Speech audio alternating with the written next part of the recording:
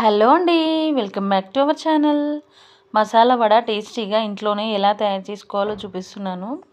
అచ్చం బండి మీద ఎలా ఉంటుందో అలా ఉంటుందండి. దానికోసం ముందుగా ఒక గ్లాస్ శనగపప్పు తీసుకున్నాను. అందులోకి 1 టీ స్పూన్ మినపప్పు వేసుకోండి.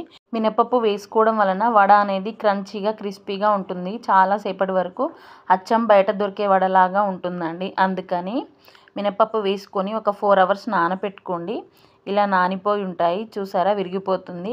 ఇప్పుడు దీన్ని ఒక మిక్సీ జార్లోకి వాటర్ వడగట్టి తీసుకొని అందులోకి ఒక 2 పచ్చిమిర్చి, ఒక 7-8 అల్లం ముక్కలు, 1 టీ స్పూన్ జీలకర్ర వేసి మిక్సీ పట్టుకోవాలి.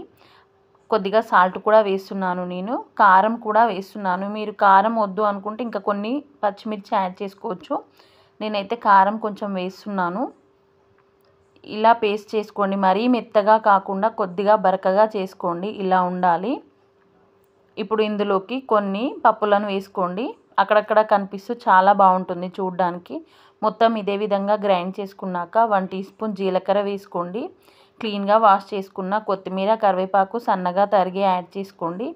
ఇదంతా ఒకసారి కలిసే విధంగా కలుపుకున్నాక ఒక పించ్ బేకింగ్ సోడా వేసుకోండి. బేకింగ్ సోడా వేయడం వలన లోపల గుల్లగా వస్తాయి, పైన క్రంచీగా ఉంటాయి.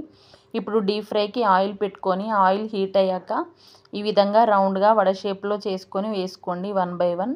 ఇది మీడియం ఫ్లేమ్లో కాల్చుకోవాలండి. హై ఫ్లేమ్లో పెడితే పైన కలర్ వస్తుంది కానీ లోపల ఉడకదు. లో ఫ్లేమ్లో పెడితే ఆయిల్ ఎక్కువగా పీలుస్తుంది.